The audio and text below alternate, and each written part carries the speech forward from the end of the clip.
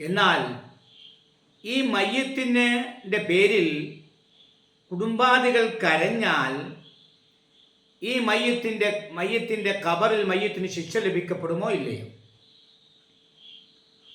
ഉമർ ഇബ്നുൽ Khattab റളിയല്ലാഹു തആല പറയുകയാണ്, നബി സല്ലല്ലാഹു അലൈഹി വസല്ലം തങ്ങൾ പറഞ്ഞതായിട്ട്. എന്താണ് നബി സല്ലല്ലാഹു അലൈഹി വസല്ലം തങ്ങൾ പറഞ്ഞത്?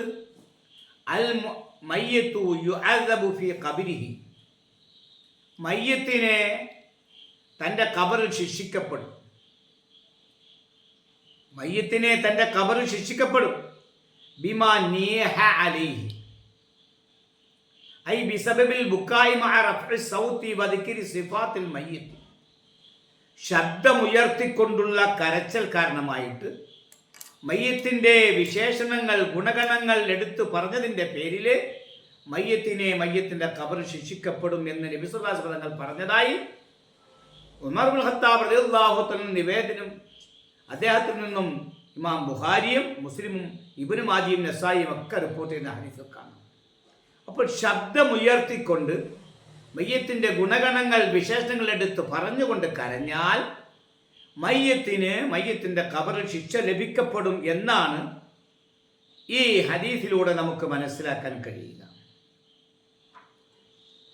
അബൂ മൂസൽ അശ്അരി റളിയല്ലാഹു തആലയിൽ നിന്ന് അദ്ദേഹം നബിതങ്ങൾ പറഞ്ഞതായി പറയുന്നു, നിവേദനം ചെയ്യുന്നു, ഇന്നൽ മയ്യിത്ത ല യുഅദബു ബി ബുക്കായിൽ ഹയ്യി, മയ്യത്ത് ജീവിച്ചിരിക്കുന്നവരുടെ കരച്ചൽ കാരണമായി ശിക്ഷിക്കപ്പെടും. ഇവർ കരയുമ്പോൾ മയ്യത്തിൻ്റെ ഗുണങ്ങൾ എടുത്തു പറയുകയാണ്. എന്നെ സഹായിച്ച വ്യക്തിയാണ്, എന്നെ പല കാര്യങ്ങളിൽ നിന്നും എന്നെ രക്ഷപ്പെടുത്തിയ ആളാണ്, എന്നെ സഹായിച്ചയാളാണ്, എനിക്ക് വസ്ത്രം വാങ്ങിച്ചു തന്നയാളാണ്, ഇങ്ങനെ ഇനി എനിക്കാരാണുള്ളത് ഇത്യാദി കാര്യങ്ങളെല്ലാം പറഞ്ഞുകൊണ്ട് ജീവിച്ചിരിക്കുന്നയാൾ കരഞ്ഞാൽ ആ കരച്ചൽ കാരണമായിട്ട് മയ്യത്ത് ശിക്ഷിക്കപ്പെടും.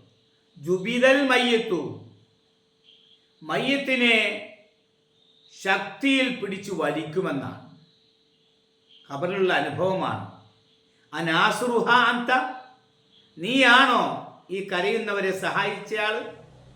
അക്കാസിഹ അന്ത, നീയാണോ ഇവരെ വസ്ത്രം ധരിപ്പിച്ചയാൾ? യഥാർത്ഥത്തിൽ സഹായിച്ചതും വസ്ത്രം ധരിപ്പിച്ചതൊക്കെ ആരാൾ? അല്ലാഹു തആല നൽകിയ സമ്പത്തല്ലേ? അല്ലാഹു അല്ലേ യഥാർത്ഥ സഹായി.